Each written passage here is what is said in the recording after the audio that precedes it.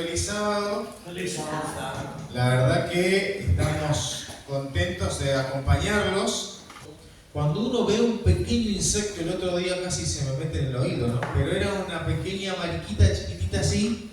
Cuando uno la agarra y la puede ver, y si puede acercar un poquito más el ojo y puede mirar la simpleza pero la belleza que tienen esos bichitos, uno dice, ¿quién creó todo esto? ¿Quién hizo todo esto? ¿Y qué respondemos nosotros? Fue Dios. Y es lindo reconocerlo a Dios como un Dios creador. Vamos a buscar en el libro del Evangelio de Juan. Juan capítulo 1, versículo 1, 2 y 3. En el principio era el verbo. ¿El verbo estaba con quién? Dios. Juan capítulo 1, 1. Y el verbo era Dios. Este estaba en el principio con Dios. Y el versículo 3 que dice: todas las cosas por medio de Él fueron hechas. Y sin Él nada de lo que ha sido fue hecho. ¿Y de quién está hablando Juan aquí? Versículo 14. Y el verbo se hizo carne, ¿y qué pasó? Y habitó entre nosotros lleno de gracia y de verdad. Y vimos su gloria, gloria como el unigénito del Padre. ¿De quién está hablando Juan aquí? De Jesús, del Mesías, de Cristo. Juan, él empieza escribiendo a Jesús y describiendo a Jesús como nuestro creador, como nuestro Dios todopoderoso, pero también cuando él entiende esto, escribe las palabras de Jesús que dice que Él es nuestro Salvador, nuestro Redentor. Qué hermosa visión de Dios. Y el que te da la oportunidad de ser salvo y de no morirte aquí en la tierra para siempre, sino de tener vida eterna. ¿Quién es? ¿Cuál es nuestra actitud? ¿Cómo debería ser nuestra actitud? Nuestra reacción a eso debe ser ponerlo a Dios en primer lugar. En nuestras vidas, de poner a Dios en primer lugar en nuestro corazón, de ponerlo a Dios en primer lugar en lo que hacemos día a día, de poner a Dios en primer lugar de lo que recibimos.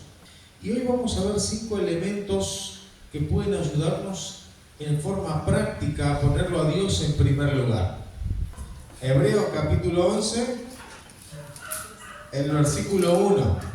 Es la fe, la certeza de lo que se espera, la convicción de lo que no se ve. O aquel que está enamorado, que quiere a alguien, cuando se levanta, no se levanta pensando en ese alguien. Aquel que te hace maripositas en el estómago. Los veo a los adolescentes, los jóvenes, ¿no? Que a veces están enamorados y se levantan. Ay, ¿qué están haciendo, fulanito? Ay, voy a revisar el Insta para ver si puso una foto. ¿Verdad? ¿Por qué? Porque cree, lo quiere y cree en esa persona que es la mejor. Después cuando la conoce, puede ser que, no pensé que era tan así. Pero la fe es importante. ¿Por qué confiar en Dios? La fe en Dios es importante para ponerlo en primer lugar. ¿Y cómo desarrollamos la fe en Él? ¿Cómo desarrollamos la fe en Él? La fe es importante para poner a Dios en primer lugar. Y para eso necesito conocerlo. ¿Y cómo lo conozco? A través de la palabra de Dios. A través de la lectura de las Escrituras. Pero la vida es modelada por la fe. Si teniendo la luz y la verdad a nuestro alcance no procuramos conocerla, de hecho rechazamos y preferimos las tinieblas a la luz.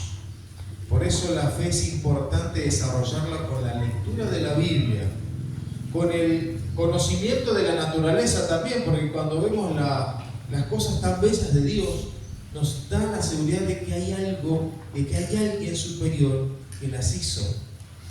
¿Quieres elegir la luz? ¿Quieres elegir a Jesús? ¿Quieres ponerlo a Él en primer lugar? Hazlo por la fe. En todas las áreas de tu vida, ten fe en Dios. Fe en Dios. Cree en Dios cuando estás estudiando. Cree en Dios cuando estás trabajando. Cree en Dios cuando tienes una relación. Cree en Dios cuando estás con tus hijos. Vamos a buscar ahí en el mismo Hebreos, volvemos a Hebreos, el capítulo 11. Y hay uno de los ejemplos que Jesús mismo utiliza aquí el apóstol Pablo, capítulo 11, el versículo 27. Por la fe dejó a Egipto, no temiendo la ira del rey, porque se sostuvo como viendo al invisible. ¿De quién está hablando ahí? En los versículos anteriores dice Moisés. El segundo elemento es avanzar como viendo lo invisible. Avanzar aunque no veamos todavía el resultado. Capítulo 12 de Hebreos, el versículo 2 dice: puesto los ojos en ¿quién? El autor y consumador de la fe, el cual por el gozo puesto delante de él sufrió la cruz, menospreciando el oprobio, y se sentó a la diestra del trono. ¿En quién tenemos que poner la vista? En Jesús, en lo invisible. ¿A Jesús lo vemos? ¿Vemos el reino de los cielos? No. Y muy pocas veces alguna persona vio ángeles. Maravillosas historias de ángeles. Pero debemos avanzar como viendo lo invisible. Con la certeza de que está, con la certeza de que va a suceder. Avanzar como si miramos lo invisible, sino que también necesitaremos experimentar su asombrosa justicia y rectitud en nosotros. También necesitamos experimentar esa justicia en nuestra vida. Filipenses capítulo 3, versículo 9. Y ser hallado en él, no teniendo mi propia justicia que se basa en la ley, sino la que se adquiere por la fe en Cristo. La justicia que procede de Dios y se basa en ¿qué? En la fe. No solamente necesita los ojos puestos en Jesús, puesto en lo invisible, no solamente necesita experimentar su rectitud, su justicia en nosotros y ser transformados, sino también poner a Dios en primer lugar. Necesita que nosotros podamos servir a otros. Vamos a buscar Isaías, el capítulo 6, el versículo 8, la visión y el llamamiento de Isaías. ¿A quién enviaré y quién irá por nosotros? Heme aquí, envíame a mí. Cuando Dios nos llama, porque Dios desea que nosotros podamos servirle, porque Él ve en nosotros un potencial que vos no ves. ¿Y qué podemos hacer? Dar un buen testimonio, invitar a alguien, orar por alguien, y si tenemos a estudiar la Biblia con esa persona, estudiar la Biblia con esa persona, compartir la fe. Y a veces nosotros somos cristianos, amamos a Dios, aleluya, venimos a la iglesia, y nuestra vida no le está enseñando a otros de Jesús. Quiere decir que nosotros no estamos ayudando a otros a acercarse a Jesús. Y ahí dice Elena de White en el Camino a Cristo, la página 47, lo que necesitas entender es la verdadera fuerza de la voluntad. Este es el poder que gobierna la naturaleza del hombre, el poder de decidir o de elegir. Todo depende de la correcta acción de la voluntad. Dios ha dado a los hombres el poder de elegir. Depende de ellos el ejercerlo. Tú no puedes cambiar tu corazón ni por ti mismo dar sus afectos a Dios, pero puedes elegir servirle. Puedes darle tu voluntad, entonces Él obrará en ti tanto el querer como el hacer de acuerdo con su voluntad. De ese modo, tu naturaleza entera estará bajo el dominio del Espíritu de Cristo. Sus afectos se centrarán en Él y tus pensamientos se pondrán en armonía con Dios. Como buenos mayordomos, queremos escuchar a nuestro Dios decir: bien, buen siervo y fiel, sobre poco has sido fiel y sobre mucho te pondré. Entra en el gozo de tu Señor. para servirle, para ayudar, para estar con otros. El tiempo en nuestra familia, el tiempo que dedicamos con nuestros hijos a hablarle de Dios. Cuando vos le entregas tu corazón, después lo demás lo vas dando porque lo pones a Él en primer lugar.